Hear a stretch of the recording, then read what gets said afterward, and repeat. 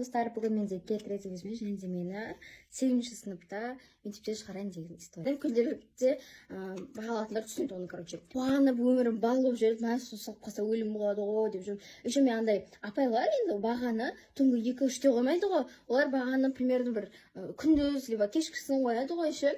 А мен ол бағалар түнімен жатып алып өзгертетінмін ғой. И прикиньте, сол біз өзгерткен бағаның барлығы сол заучно компьютеріне шыққан ғой. 8-де болдым ғой. 8-ден осынша бағаның бағасы өзгертілген деп шығады ғой.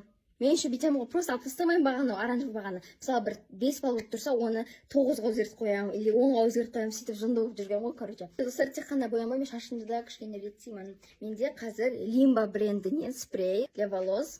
Иісі прям кайф. Соны сеуіп аламын. Қазір киноға бара жатырмыз сіңілімен. Қандай иіс кайф, короче, Limba деген бренд обязательно алыңыздар. Мына жаққа золотой ялкада артикон қалдырып кетсем суретін. Короче, сөйтіп жүреміз. И бір күні ұлдарды құттықтаймыз. Майдың кезеңдері ғой. И ол кезде примерно бір 7 майдан демалыс қой, 6 май примерно ұлдар құттықтап, 7 май демалатын едік қой.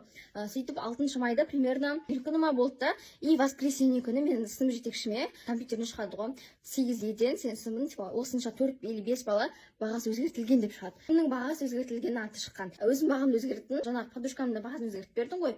Менің атын шығып тұр екеуінде де. Нұрқанат Жансай деп шығып тұрған. Ол подругаларым еще өздеріміз төртеуміз ғана емес, бір ұлға айтқан, ол өзінің досыныкін істеп берген. Жаңа душтан шықтым да, шашым осындай күшті жылтырап тұр. Себебі Limba брендінен осындай шампунь қолдандым. Кондиционер.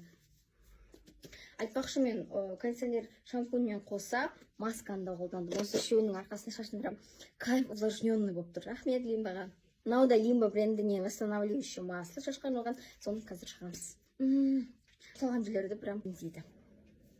Текстурасы да өте ыңғайлы. Сөйтіп, біз өзіміздің бағамызды өзгертіп жүреміз, ұлдарды құттықтап боламыз. 6 май күні, ол күні маған апай звондайды. Осы қыз осы ұлды жіберші. Не болып қалды екен деймін да. Ол кезде мен күнделікті вообще ойламаймын ғой. Потом уже апай маған Назеркені шақыр дейді. Назерке деген мен жаңағы лучшая подружкам. Күнделікті ойлай бастаймын ғой, қорқып. И сол күннің алдында ғана мен БЖБ-ның бағасын өзгерткенмін ғой.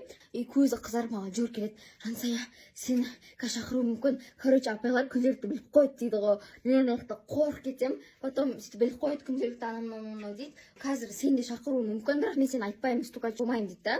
Сөйтіп, хорошо деймін да. Бүкіл кірген телефонына өшіріп атырмын, күнделікті кірген соларды ше. И все-таки мен айтады бір қыз,